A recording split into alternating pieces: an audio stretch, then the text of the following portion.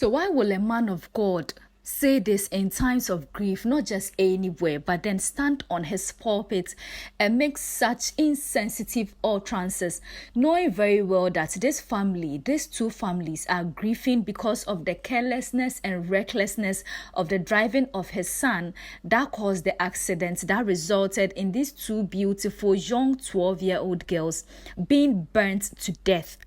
They were burnt alive in the car because bystanders, people around, couldn't save them or do anything when the fire or when the car was on fire. Why would Prophet Salifu Amoako, after apologizing to this family, going on your knees, shedding those fake tears, asking for apology, go back to your pulpit and then decide to say these insensitive words to this family, knowing very well that they are grieving? One may be wondering, okay, so what did Prophet Salifu Amoako say that Raven is talking and making all this noise? Well, Prophet Salifu Amoako took to his pulpit on Sunday and then in front of his whole congregation told them that whatever his son did was just an accident and that he didn't take a gun to kill anybody. Are you being serious? Are you being serious? What your son did is more than pointing a gun to somebody's head. Your son killed two people. I mean, they were burnt alive. This on its own is a whole tragedy. Look at what these people went through, knowing very well that they are burning alive. They are going to die. How do you feel even when fire burns you just small? How do you feel?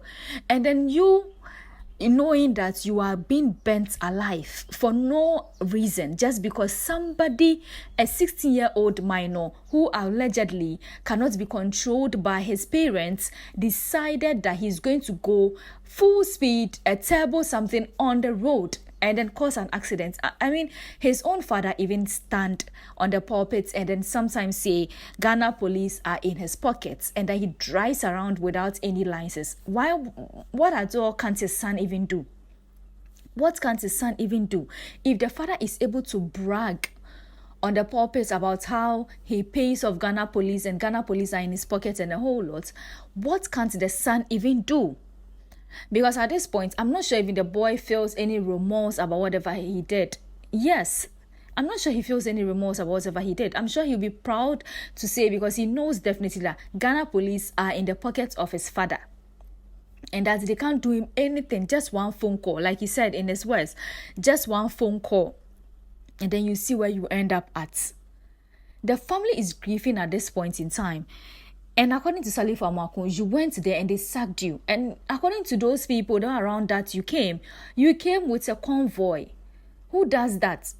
Your son caused an accident. I learned one of the girls is just the only child of the parents, the only grandchild of the grandmother.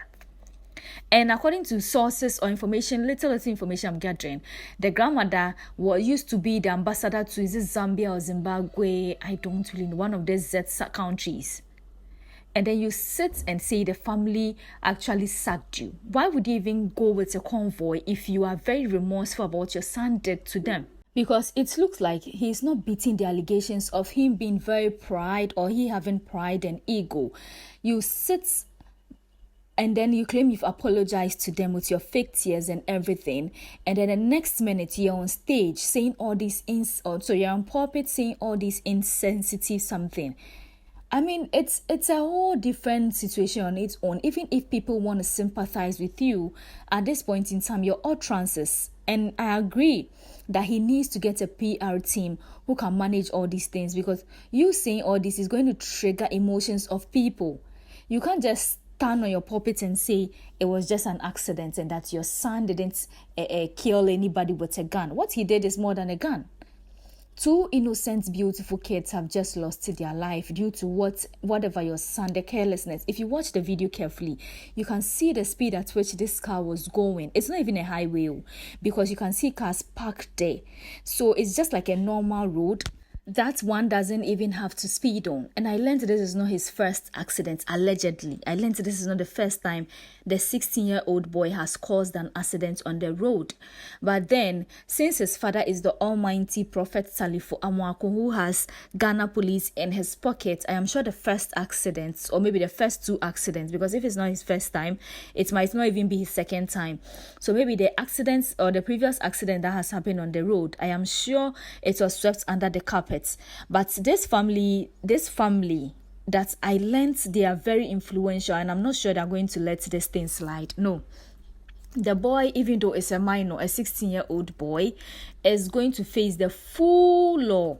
He has to go on trial, be tried like an adult, because if you are able to drive at such a speed and able to drive a Jaguar at your age, knowing very well that it's a crime in Ghana without any license, then you have to do the jail term.